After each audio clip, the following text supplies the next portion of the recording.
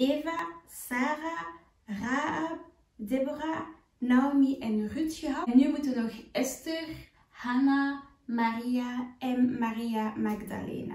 Hello, j'espère que tu vas bien et j'espère que tu as passé une très bonne journée. Mets-toi bien confortablement parce que c'est l'heure de l'histoire. Over wie zullen we het nu hebben? Over Hannah. Anna betekent genadig. Hannah is de vrouw van Elkana en Elkana en Hannah waren een beetje zoals Abraham en Sarah. Ze waren niet meer zo jong, maar hadden nog geen kind samen. Elkana hield heel veel van Hannah, ondanks ze nog geen kind had. Er woonde een andere vrouw in het huis van Elkana en Hannah. Zij heette Penina. Zij was heel gemeen tegen Hannah. Ze plaagde haar, ze lachte haar uit omdat ze nog geen kind had. Hannah was daardoor heel triestig en moest bijna elke dag huilen. Op een dag had Hannah besloten om naar een tabernakel te gaan om God te bidden. Ze knielde en huilde heel hard. Ze was zo verdrietig en ze huilde zo hard dat de profeet Eli, die naast haar stond, niet eens begreep wat ze zei. Ze vroeg aan God om haar een zoon te geven. Ze beloofde dat als ze een zoon kreeg, haar zoon heel zijn leven aan God zal toebehoren.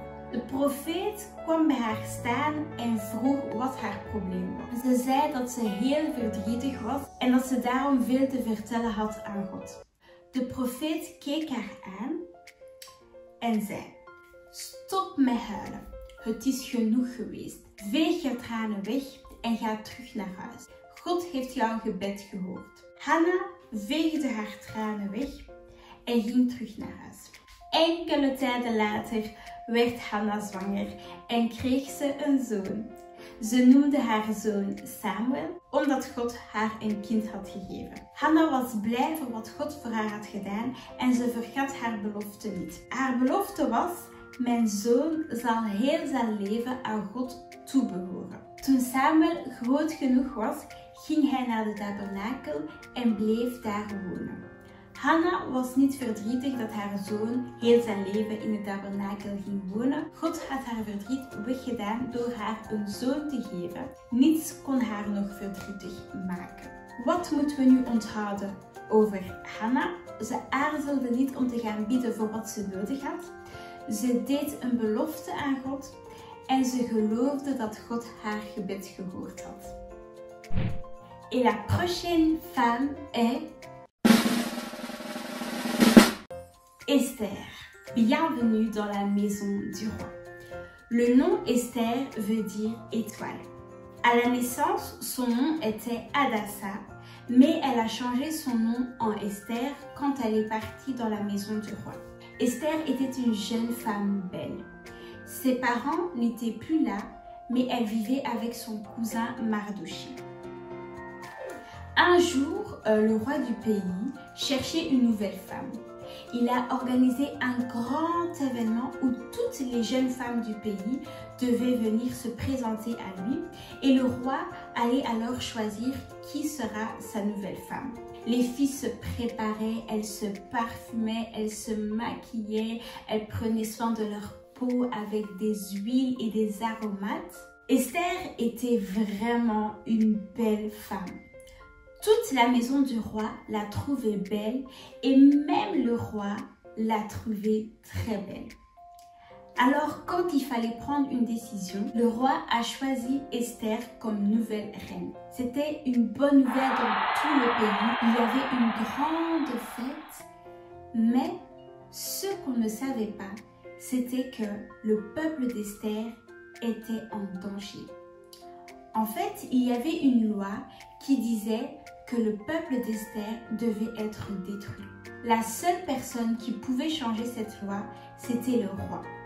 Il était le seul qui pouvait sauver le peuple d'Esther. Mardochée, le cousin d'Esther, a dit à Esther de parler au roi. Mais Esther hésitait un peu. Esther hésitait parce qu'en fait, on ne pouvait pas aller seulement comme ça chez le roi. C'était le roi qui décidait qui pouvait venir le voir, qui pouvait venir chez lui, qui pouvait entrer chez lui. Mardochée forçait Esther. Il disait à Esther, tu es la seule qui peut parler au roi. Tu sais, tu n'es pas devenue reine juste comme ça. Tu es devenue reine pour sauver ton peuple. Esther avait entendu tout ce que son cousin avait dit. Esther a dit à Mardochée, d'accord, si c'est comme ça, je vais prendre 3 jours où je vais seulement prier, sans manger, sans boire. Toi et tout le peuple, vous devez faire la même chose que moi. Et après ça, j'irai chez le roi. Mardochée était d'accord avec elle et il est parti faire la même chose. Le premier jour, ils ont prié sans manger, sans boire. Le deuxième jour, ils ont encore prié sans manger, sans boire. Le troisième jour, ils ont prié sans manger, sans boire. Après ces 3 jours, Esther a pris son courage à 2 mains et est partie voir le roi. Le roi a accepté qu'elle entre chez lui et elle lui a parlé de la loi qui voulait détruire le peuple d'Esther. Le roi est devenu très en colère et a dit « Mais comment ça se fait? Qui a fait cette loi ?» Esther a demandé au roi de changer cette loi, de détruire cette loi, mais malheureusement, on ne pouvait pas la changer. On ne pouvait pas détruire la loi. Mais la seule chose qu'on pouvait faire, c'est de créer une nouvelle loi pour que le peuple d'Esther se défende. La première loi disait que le peuple d'Esther doit être détruit.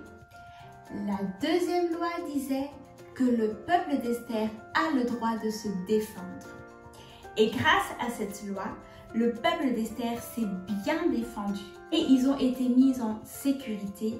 Plus personne ne voulait leur faire du mal. Les choses à retenir par rapport à l'histoire d'Esther, c'est que Esther a pris son devoir de reine très au sérieux. Esther savait que seulement Dieu pouvait les sauver, c'est pour ça qu'elle a pris 3 jours de prière sans manger, sans boire. Esther n'avait pas peur du roi parce qu'elle savait que Dieu était avec elle. Et quatrièmement, Esther était prête à mourir et à se battre pour sauver son peuple. En het voorlaatste verhaal is het verhaal van Maria. De naam Maria betekent geliefd. Maria is een jonge vrouw die in Galilea woonde met haar familie. Ze was nog niet getrouwd, maar wel verloofd aan Jozef, die ook in Galilea woonde. Op een dag kwam een engel, Gabriel, Maria bezoeken. Gabriel zei dat ze niet bang moest zijn, want God had besloten om haar te zegenen. Maria snapte niet echt wat Gabriel bedoelde. Gabriel zei dat ze zwanger ging worden en dat ze een zoon ging krijgen die Jezus noemde. Maria vroeg hoe dit mogelijk was, want ze was nog niet getrouwd met Jozef. Maar Gabriel zei dat ze zwanger ging worden door de kracht van God. De Heilige Geest ging op haar komen en daarom zal het kind heilig zijn.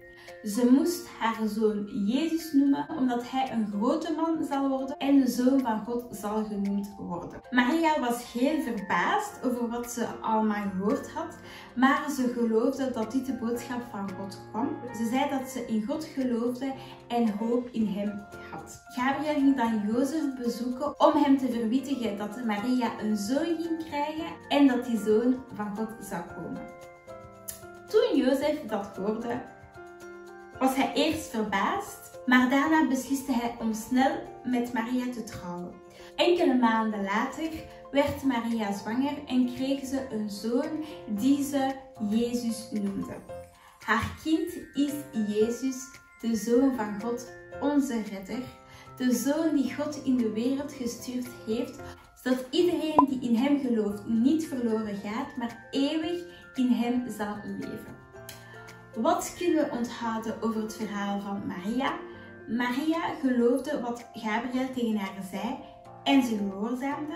Maria was dapper en moedig en sterk. Maria bleef trouw aan God. Et le dernier portrait de cette vidéo, c'est Marie de Magdala. On sait déjà que le nom de Marie veut dire être aimée. Et Magdala, c'est la ville de Marie. Marie était une jeune femme qui marchait tous les jours avec Jésus. C'était l'amie de Jésus. Elle avait rencontré Jésus un jour où elle était tellement malade. Marie savait que Jésus pouvait la guérir. Alors quand Jésus est parti dans le village de Marie, il l'a vu et il l'a guéri de sa maladie. Marie était tellement contente que Jésus la guérisse, alors elle a décidé de le suivre et de rester avec lui. Et c'est comme ça que Marie est devenue l'amie de Jésus. Un jour, le peuple avait décidé de mettre Jésus sur une croix pour le faire mourir. Et quand Jésus est mort, ils ont mis son corps dans un tombeau derrière une grande pierre. Marie et les autres amis de Jésus étaient très tristes parce que Jésus n'était plus avec eux. Marie allait chaque jour voir le corps de Jésus derrière cette grande pierre.